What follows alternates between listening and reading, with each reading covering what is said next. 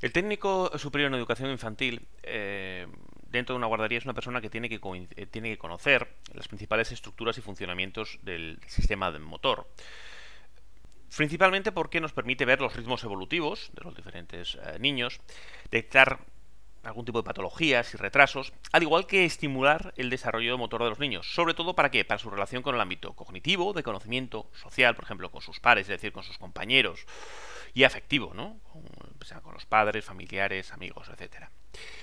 Para ello, se sigue una serie de patrones. En primer lugar, hay que tener en cuenta que es un proceso continuo que atraviesa diferentes secuencias, etapas determinadas por factores biológicos, pero que evidentemente pueden variar un poco de un niño a otro. También hay que tener en cuenta que es un proceso relacionado con la maduración del sistema nervioso, que veremos ahora más en profundidad. Y por último, que existen dos leyes básicas, bueno, podríamos encontrar la tercera, que son los flexores extensores, pero sobre todo dos leyes básicas, que es el cefalocaudal y la ley próxima distal. La ley cefalocaudal significa que establece que el organismo se desarrolla y evoluciona de forma descendente, es decir, empieza en la cabeza y termina en los pies. Y próximo distal significa que hay un mayor control de los movimientos, primero los que están más próximos al eje formado por el cuerpo, por el tronco, y más tarde los que están más alejados de ese eje. Y por último, los flexores extensores. Primero se dominan los músculos flexores y más tarde dentro del sistema nervioso, cuya función principal es que nos relacionemos con el medio. Diferenciamos dos grandes partes: el sistema nervioso motor y el sistema nervioso vegetativo. El sistema nervioso vegetativo es el que regula el organismo en su medio interno, y el motor, también llamado sistema nervioso de la vía de relación, es el encargado de relacionar el organismo, pues, con su medio exterior. A su vez está constituido, como habíamos dicho, por el sistema nervioso central, el periférico y el sistema muscular. Dentro del sistema nervioso central hablamos en primer lugar de varias figuras. El encéfalo, que a su vez es una porción más voluminosa del sistema nervioso y está protegido por el cráneo, y se forma por tres partes. En primer lugar tenemos el cerebro. El cerebro se encarga de las actividades sensitivas y motoras. Es el que recibe e integra la información que llega, al igual que su análisis, y a su vez se divide en varias partes dentro de lo que es la corteza cerebral, que es la parte más externa, que se divide a su vez en lóbulos, y también tiene una serie de estructuras subcorticales, como pueden ser los ganglios basales o el tálamo. A continuación tenemos el cerebelo. El cerebelo tiene una importante acción reguladora del movimiento y de la actividad muscular, y también está encargado de organizar previamente la corteza motora del cerebro, ¿vale? A continuación tenemos lo que es el tronco encefálico, que se divide en tres partes. El mesencéfalo es el lugar de paso de los tractos nerviosos. La protuberancia, también llamada puente, en cuyo interior circulan las vías aferentes y eferentes entre el encéfalo y la médula espinal. Y por último, el bulbo raquídeo, que regula las funciones básicas como la respiración o la frecuencia cardíaca. Después tenemos la médula espinal. Bueno, la médula espinal está alojada en el conducto raquídeo y empieza en el bulbo raquídeo y termina en la segunda vértebra lumbar. Siguiente elemento: el sistema nervioso periférico, ¿vale?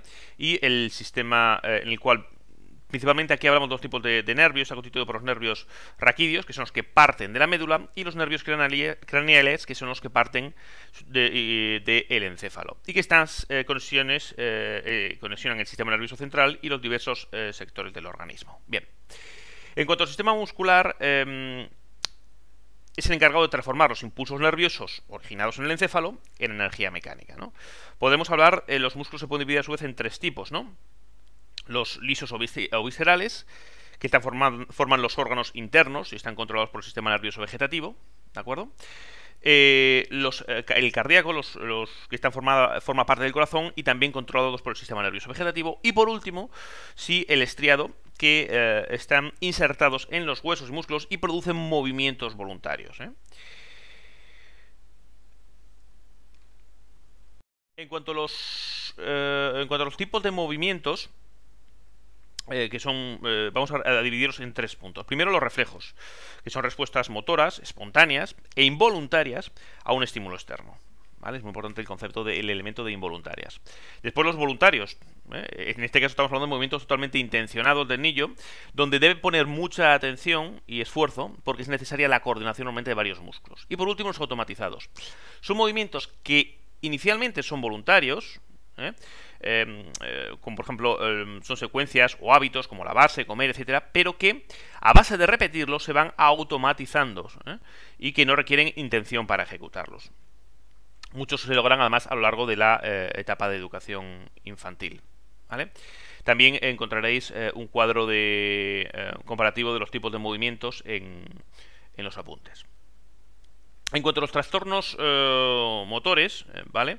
Las alteraciones del desarrollo motor, sobre todo de 0 a 6 años, los hemos dividido en dos áreas, principalmente los graves y los leves, ¿no? Dentro de los graves, en primer lugar, hablaremos de la parálisis cerebral infantil. Es un desorden permanente, aunque no regresivo, de la postura y movimiento. El origen es neurológico y puede ser debido a diversas causas, ¿no?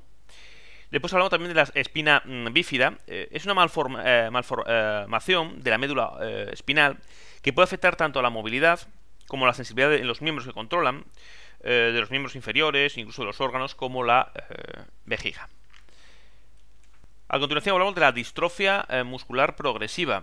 Es una enfermedad degenerativa que provoca pérdida de la fuerza muscular y, bueno, puede llegar a producir la inmovilidad total. Y por último, la poliomielitis o parálisis infantil es un trastorno cuyo origen es vírico y que afecta a las neuronas motoras y puede provocar deformaciones óseas y parálisis. Dentro de los trastornos leves, hablamos de los pies varos. Es un tipo de malformidad que se caracteriza por una curvatura en forma de media luna de los pies. Las apraxias motrices, que es una dificultad para coordinar los movimientos, que dificulta determinadas actividades motoras. Las ritmias motoras, es un movimiento de balanceo que puede afectar a distintas partes del cuerpo y que normalmente son hasta los 3 años, pero que indica la presencia de algún tipo de trastorno. Los tics también, que bueno, son repeticiones involuntarias de movimientos sencillos aislados que bueno, parecen posibles de reprimir por parte del niño. Y por último, la hiperactividad. Esta inestabilidad motriz es un trastorno de origen neurológico en el que existe una alteración del sistema nervioso central, que hace que aumente a su vez la actividad, la impulsividad y la falta de atención por parte del